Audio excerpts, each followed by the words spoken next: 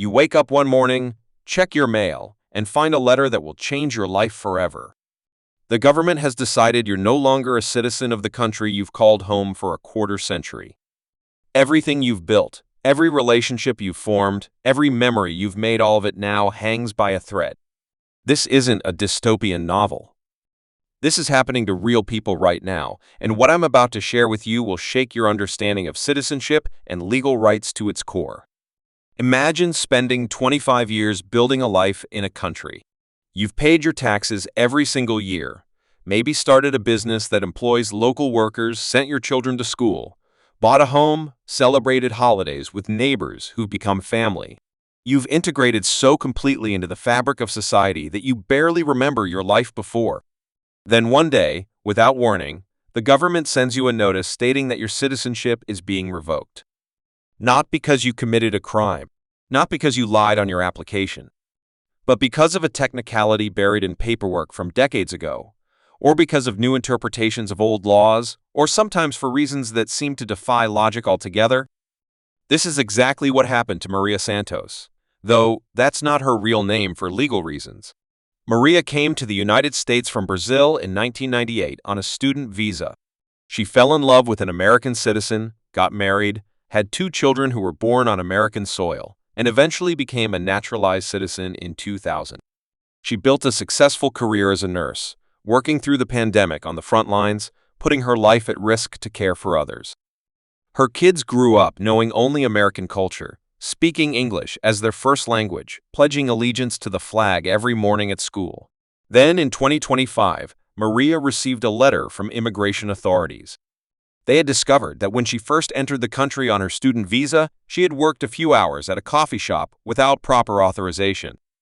This violation, which occurred before she even met her husband, before she had children, before she became a citizen, was now grounds for denaturalization. The government argued that because she failed to disclose this minor infraction on her citizenship application, an infraction she genuinely didn't think was significant enough to mention she had obtained her citizenship fraudulently. The legal term for what Maria is facing is denaturalization, and it's become increasing recent years. Between 2008 and 2018, the government initiated fewer than 50 denaturalization cases per year. But starting in 2018, the Department of Justice created a special task force specifically to identify naturalized citizens who might have made errors or omissions on their citizenship applications. Within just a few years, the number of denaturalization cases increased exponentially. What makes these cases particularly terrifying is the retroactive nature of the punishment. When you commit a traffic violation, you pay a fine and move on. When you make a mistake on your taxes, you correct it and possibly pay a penalty. But when the government decides your citizenship was improperly granted, it doesn't just revoke your citizenship going forward. It acts as though you were never a citizen at all. This means that every benefit you received as a citizen, every right you exercised, every legal status that depended on your citizenship, all of it can be called into question. For people like Maria, this creates a cascading legal nightmare. If she loses her citizenship, what happens to her children's status? While they were born in the United States and have automatic citizenship through birthright, their entire lives have been built around having both parents present.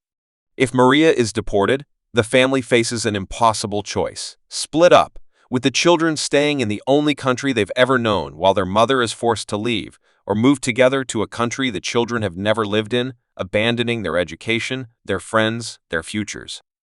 What about Maria's property? She owns a home with her husband. If she's no longer a citizen and is forced to leave the country, managing that property becomes exponentially more complicated.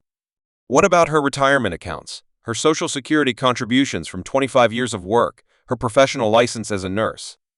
The legal implications spiral outward in every direction, touching every aspect of a life built over decades.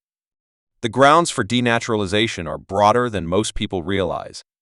The government can revoke citizenship if they believe it was obtained through fraud or misrepresentation, even if that misrepresentation was unintentional or seemed insignificant at the time. They can revoke it if they believe you had criminal behavior that should have made you ineligible, even if you were never convicted. In some cases, citizenship has been revoked based on associations with organizations that the government later deemed problematic, even if those associations were legal at the time. One of the most controversial aspects of modern denaturalization cases is the evidence standard. In criminal cases, the government must prove guilt beyond a reasonable doubt. But denaturalization is considered a civil matter, which means the government only needs to meet the lower standard of preponderance of the evidence. Essentially, they just need to show it's more likely than not that you made a misrepresentation. This lower bar makes it significantly easier for the government to succeed in stripping citizenship.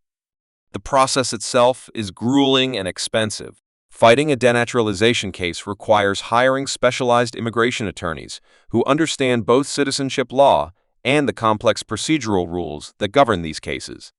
Legal fees can easily reach tens of thousands of dollars, and cases can drag on for years. During this time, the person facing denaturalization lives in constant uncertainty, unable to plan for the future, never knowing if they'll be allowed to stay in the country they call home. Perhaps most disturbing is the psychological toll these cases take. Imagine living for 25 years believing you've earned your place in society, that you've contributed, that you belong. Then suddenly being told that your entire status is in question, that you might be considered an illegal immigrant, that everything you've worked for could be taken away. The stress affects every relationship, every decision, every moment of daily life. Many people in this situation describe feeling like they're living in a constant state of fear and anxiety, never able to fully relax or feel secure. The implications extend far beyond the individuals directly affected. When naturalized citizens live under the threat of denaturalization, it creates a two-tiered system of citizenship. Those born in the country have secure, unquestionable status, while naturalized citizens, no matter how long they've been citizens or how fully they've integrated, always have a vulnerability hanging over their heads. This undermines the fundamental promise that citizenship means full membership in society, with all the rights and protections that entails.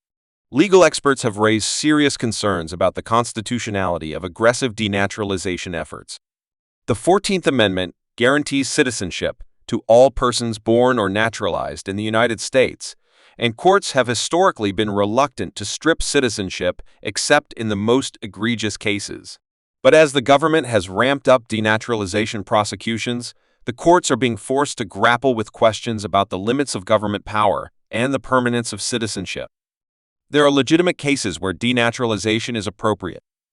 If someone obtained citizenship by deliberately lying about war crimes, or by concealing involvement in terrorism, or through systematic fraud, there's a strong argument that citizenship should never have been granted and can rightfully be revoked.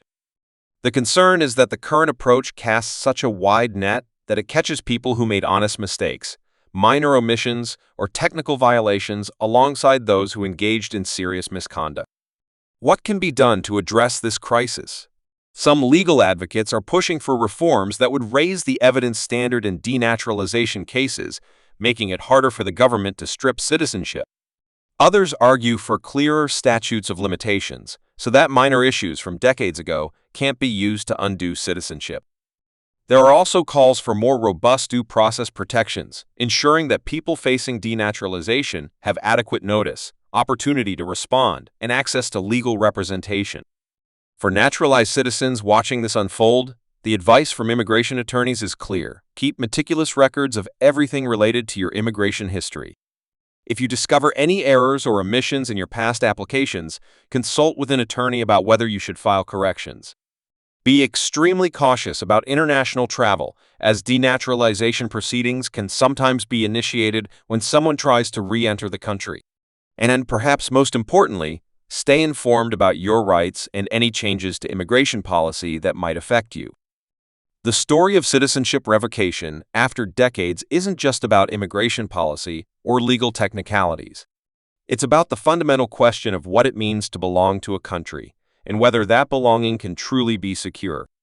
It's about families torn apart, lives upended, and dreams destroyed by bureaucratic decisions. And it's about the thousands of naturalized citizens who go to bed each night, wondering if they'll be next, if some forgotten detail from their past will come back to haunt them, if the life they've built will crumble because of a decision made in a government office. If this issue concerns you, there are concrete steps you can take. Contact your representatives in Congress, and let them know you support protecting naturalized citizens from overly aggressive denaturalization. Support legal organizations that provide representation to people facing citizenship revocation.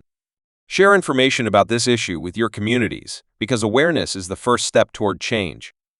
And if you or someone you know is facing denaturalization proceedings, seek legal help immediately from an experienced immigration attorney who specializes in citizenship cases. This isn't just an issue that affects immigrants. It affects all of us who believe in the promise that America, or any nation, makes to those who choose to become citizens, that if you follow the rules, contribute to society, and embrace your new home, you'll be welcomed as a full and permanent member of the community. When that promise can be revoked decades later for minor infractions or technical violations, it undermines the very foundation of what citizenship means.